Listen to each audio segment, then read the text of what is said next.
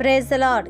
మన ప్రభు అయిన యేసుక్రీస్తు పరిశుద్ధమైనటువంటి నామంలో ఈ ఉదయకాలపు కృపావార్తను వింటున్నటువంటి మీ అందరికీ దేవుని పేరట వందనాలు తెలియపరుస్తూ ఉన్నాను. అందరు బాగున్నారా? మరి పూట ప్రభు మనకిచ్చినటువంటి వాక్యాన్ని మనము పరిశుద్ధ గ్రంథంలో చదువుకుందాం. కీర్తనల గ్రంథము 3వ అధ్యాయము 4వ వాక్యాన్ని మనం చదువుదాం. కీర్తనల గ్రంథము 3వ అధ్యాయము 4వ వాక్యాన్ని మనము చదువుకుందాం. ఎలుగెత్తి నేను యెహోవాకు మొరపెట్టునప్పుడు ఆయన తన పరిశుద్ధ పర్వతము నుండి నాకు ఉత్తరమిచ్చును. హల్లెలూయా. నా దేవుని బిడ్డలారా, గమనించండి. ఈ దినమున మనం చదువుకున్న ఈ యొక్క వాక్యాన్ని మనం ధ్యానించినట్లయితే మనమట యెహోవాకు ఎలుగెత్తి మనము మొరపెట్టగలిగితే ప్రభు తన పరిశుద్ధ పర్వతము నుండి మనకు ఆయన ఉత్తరమిచ్చే దేవుడుగా ఉన్నాడు. హల్లెలూయా.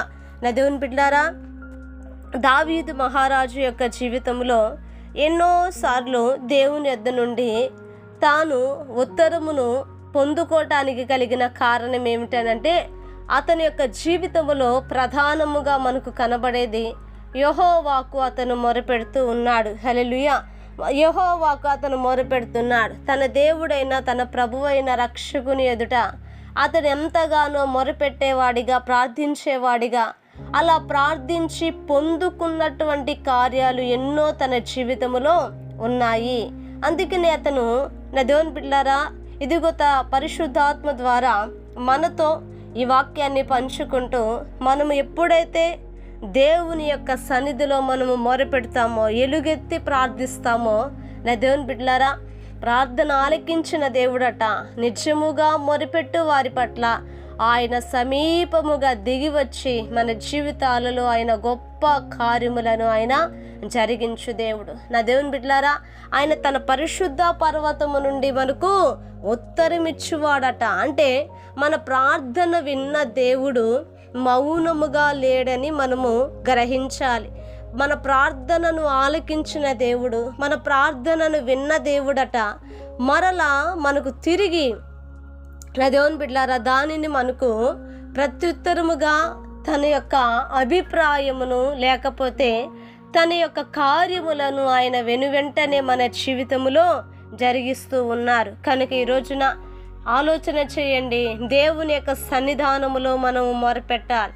దేవుని యొక్క మందిరములో మనము మొరపెట్టాలి. పరిశుద్ధమైనటువంటి పర్వతము మీద చూడండి, నా దేవుని బిడ్డలారా, మనము ప్రార్థించినప్పుడు ప్రభు మనకు సహాయమును చేర్చున్నవాడు. కనుక ప్రార్థనా జీవితంలో నిర్లక్ష్యం ఉండక, ప్రార్థనా జీవితంలో వెనకపడక, ప్రార్థనా జీవితంలో నా దేవుని బిడ్డలారా అలసిపోక మనము మరి ప్రార్థనలో పరుగెత్తు వారిమిగా ఉన్నప్పుడు ప్రతి మొండి కార్యాలు నా దేవుని బిడ్డలారా విజయవంతంగా మన ప్రభు మన పక్షముగా జరిగిస్తాడండి. హల్లెలూయా.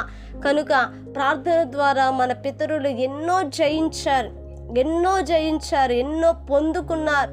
నా దేవుని బిడ్డలారా, వాళ్ళు పొందనిది ఏదీ లేదు. కనుక ప్రార్థన ద్వారా సమస్తము కూడా సమకూర్చబడుతుంది. కనుక ఇదిగో మనం ప్రార్థన మొరపెట్టు వారిమిగా ప్రభు మనల్ని మార్చి దేవుని రాకడ పర్యంతం వరకు ప్రార్థన ఆత్మతో ప్రభు మనల్ని నింపులాగున ఒక చిన్న ప్రార్థన చేద్దామండి. మహాపరిశుద్ధుడా, మహోన్నతుడా, నీకు వందనాలు, స్తుతి, స్తోత్రములు చెల్లిస్తున్నానయ్యా. ఈ ఉదయ కాలమందు నా తండ్రి మీరు మాతో మాట్లాడినందుకే స్తోత్రాలు. నిజమేనా ప్రభువా?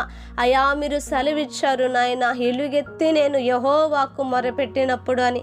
దావీదు మొరపెట్టు వారిగా నా తండ్రి ఉండుట వలనే అయ్యా మీరు పరిశుద్ధ పర్వతము నుంచి నా ప్రభ మీరు ఉత్తరం ఇచ్చారు. అలాగే మేము కూడా దావీదు వలె నిత్యము మొరపెట్టేవారిగా, నిత్యము ప్రార్థన చేసేవారిగా మమ్మల్ని మీరు మార్చండి. ఈ వాక్యం వింటున్న ప్రతి వారిని మీరు ఆశీర్వదించండి. కుటుంబాలను మీరు బలపరచండి. ఇంకను కృపతోనైనా మీరు నింపండి, మేలులతో మీరు నింపండి. అన్ని విషయాలలో కార్యం చేయమని యేసు నామమున అడిగి వేడుకొంచున్నాము తండ్రి. ఆమేన్. Praise the lord. దేవుని కృప మీకు తోడై ఉండును కాక.